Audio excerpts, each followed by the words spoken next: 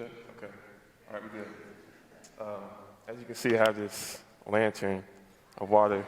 So I'm going to put this right there. But thank you, Will. I appreciate you, man. Love you. Wow, like you said, man, being here, being in front of you guys, if I was to tell you guys, like you said, 4 years ago, I would be up here. I'll probably ask you, like, are you drinking something? Are you smoking? What do you want right now? But no, seriously, it's an honor and a privilege to be in front of you guys. And I'd like to give some thank yous. I want to say thank you to my parents. They're not here right now. But also, I want to give a huge shout out to my mom. About a month ago, my mom's in her 50s, and she decided to go back to school and get her master's. So, Mom, if you're watching this, I'm extremely proud of you. You inspire me every day. I love you very much. I want to say thank you to my teammates and coaches who are here right now. I love you guys. Thank you for being here. Man, you guys influenced me so much in a positive way. And I also want to say thank you to JJ. About 3 weeks ago, JJ came up to me and he asked me if I wanted to do this. And I believe that this was a great opportunity for me to get outside my comfort zone. So I accepted it. Like my brother Eddie Driscoll says before games, let's get straight to it. But yeah, my name is Austin Jones. Born and raised in Cincinnati, Ohio. Cincinnati. All right. Right. Currently, I am pursuing a master's degree in organizational management, and also I'm a senior on the MVNU men's basketball team. So I'd like to talk a little bit about my family. I am a middle child.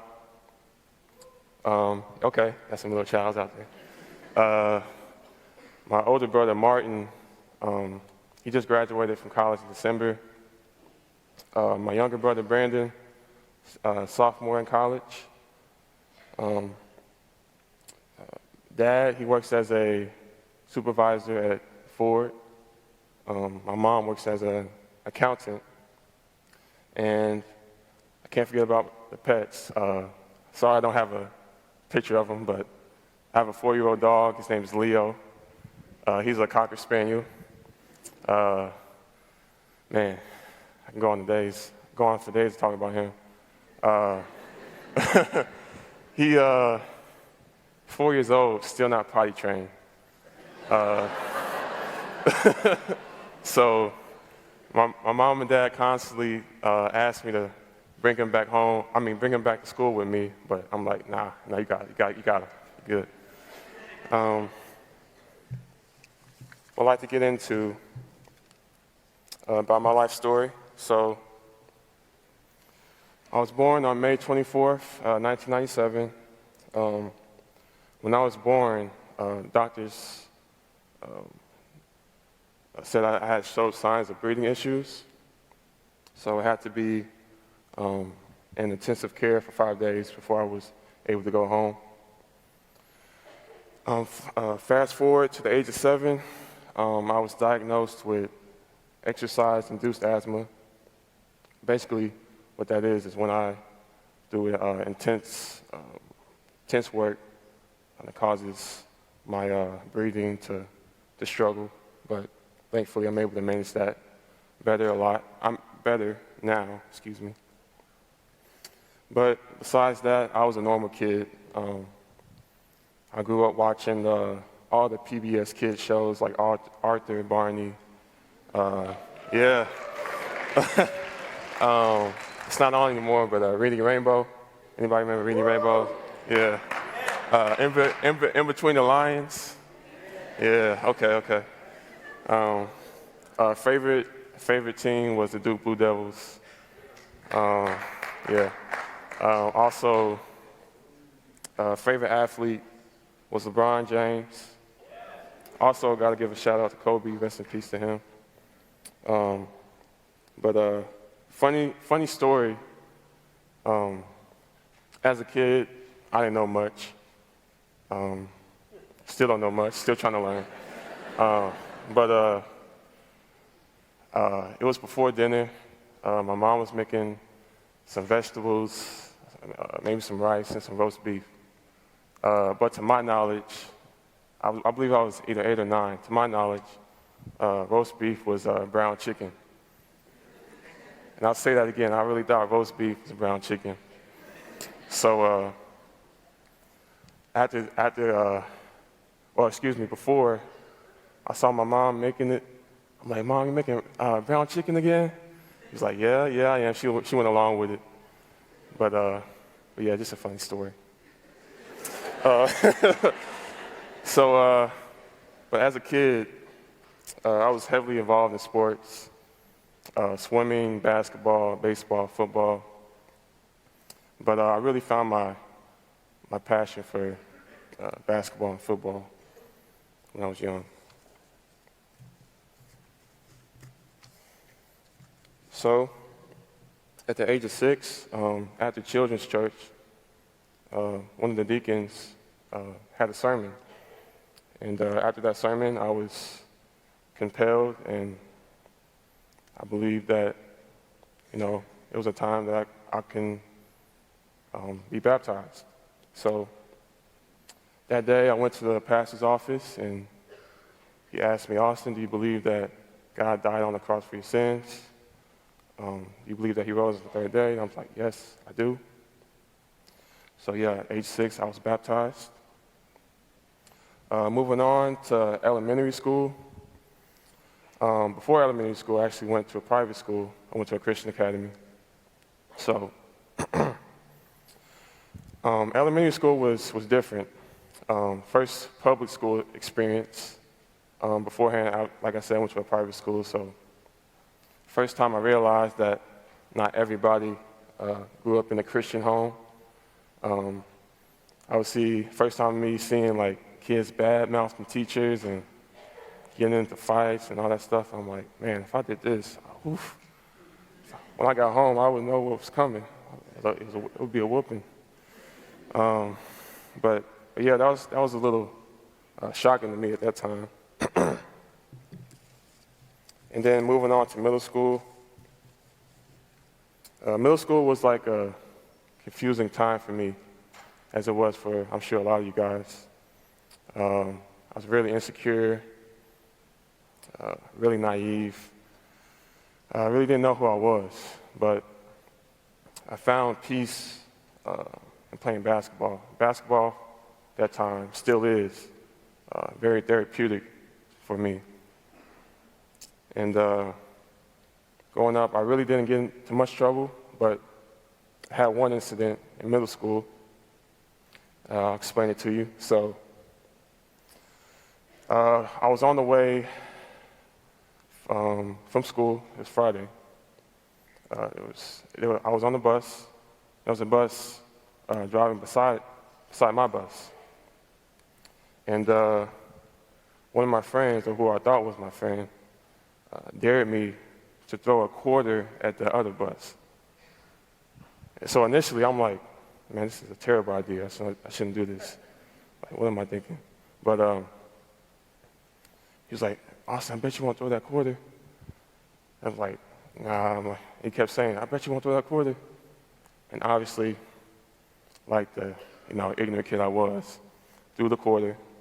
Little did I realize there were 2 cameras, front and back of the bus.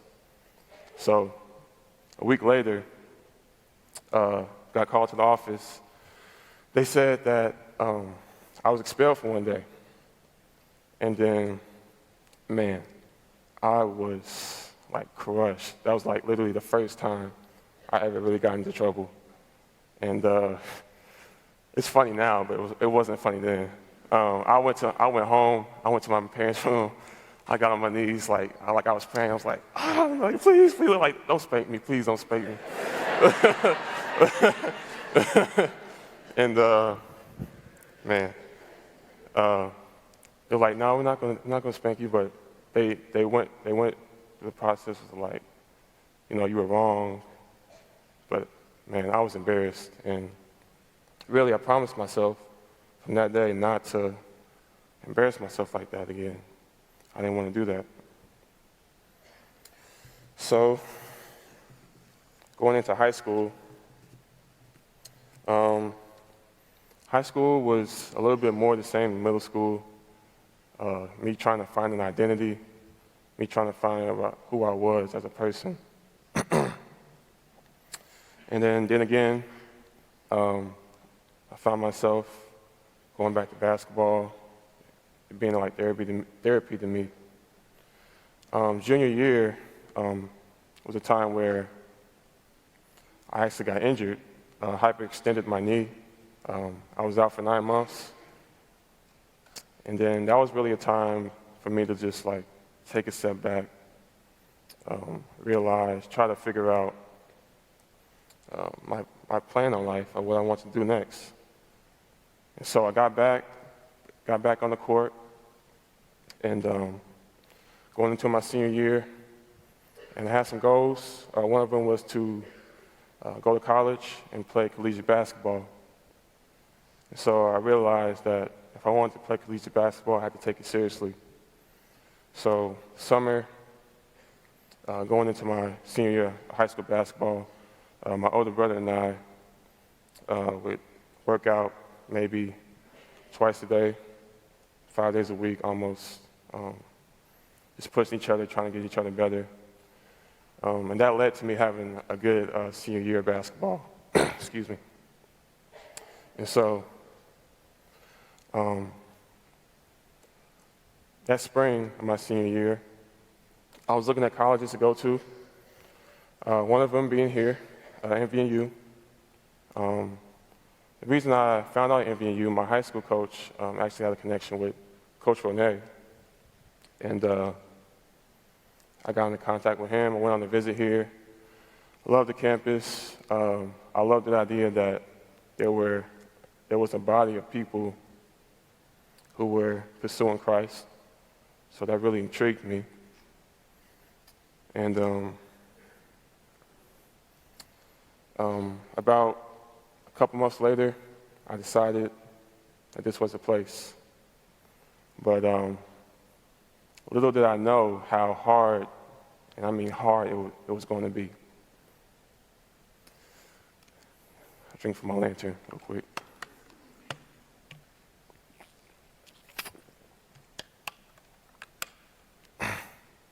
So, going into my freshman year, I had high hopes.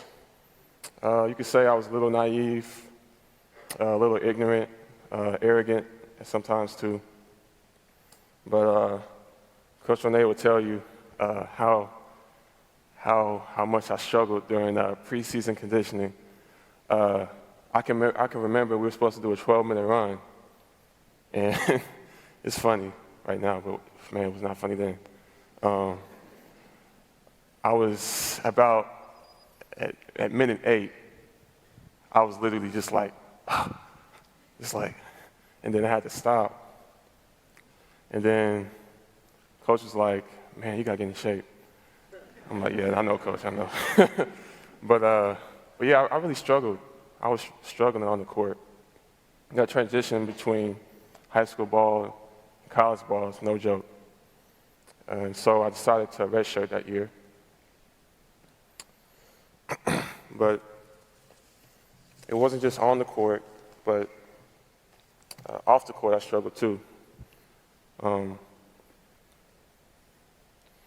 I was growing up, most of the schools I went to were predominantly African American schools. So that was just honestly what I was used to. So coming here, being that it was here in Mount Vernon,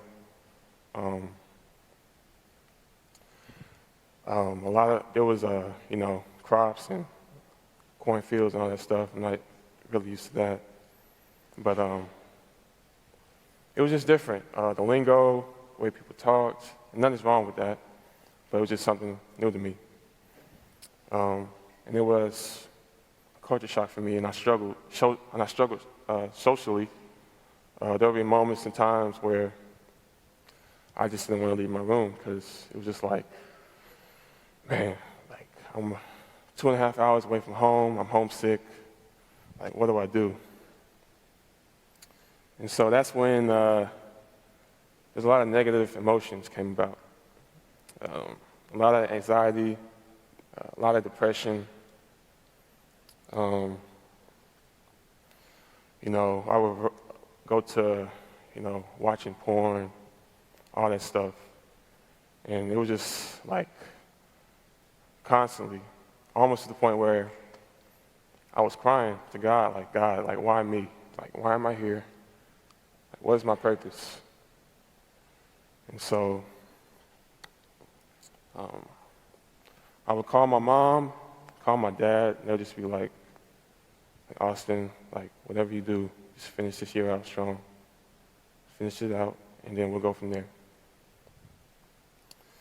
And so I did, I finished it out, but still struggling. And then that summer after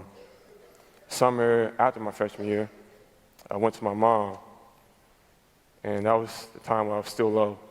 And I told my mom, like, Mom, I think I'm having some, like, suicidal thoughts right now.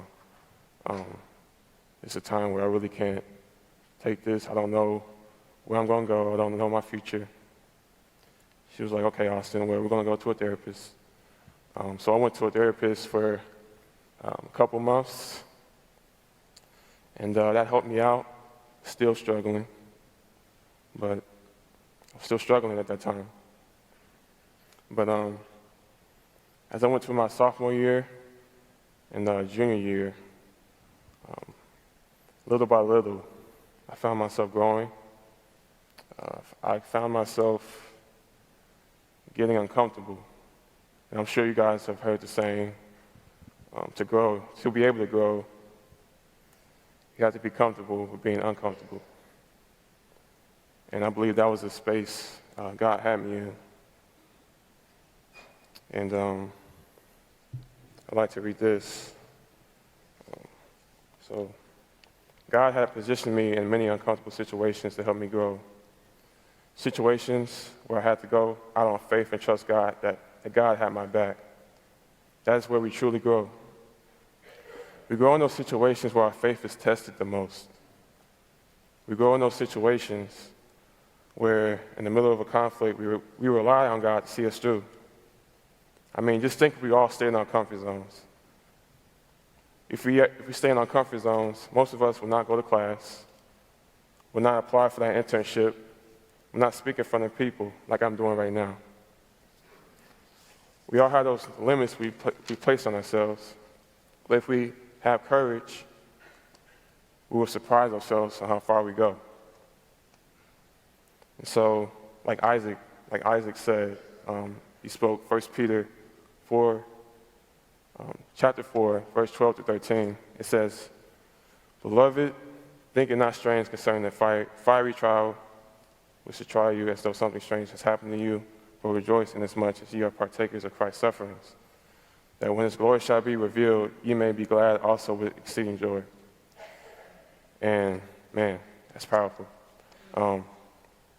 That verse really speaks to me, and speaks to me because God does not promise us an easy life. My dad always says, faith does not make things easy, faith makes things possible. So I truly believe that whatever you're going through right now, like whatever season, you could be depressed, you can be anxious, you might want to go home, but please, please, please, understand that whatever you're going through, in the end, God will get the glory. And we should give God the glory for what he's already done for us and what he will do for us in the future. And I'm not perfect. I still get anxious. I still get honestly, I still get depressed at times, but it is such a blessing to know that I serve a God who I can go to, who is my peace, a God who is my comforter, a God who is my rock, my foundation. And so many blessings have come from that, knowing that God is my rock and foundation. Like on the court, it's me being able to score 1,000 points. Like 4 years ago, I thought that would never be possible. But God, He makes it possible once you put your faith and trust in Him. And whatever goals you have this semester, I want to encourage you to keep the faith. Know that God is there. Honestly, if you just think about where you've been and where you are right now, it should give you some motivation to keep going. And I encourage you guys to keep going today, tomorrow, and then the next day. Thank you.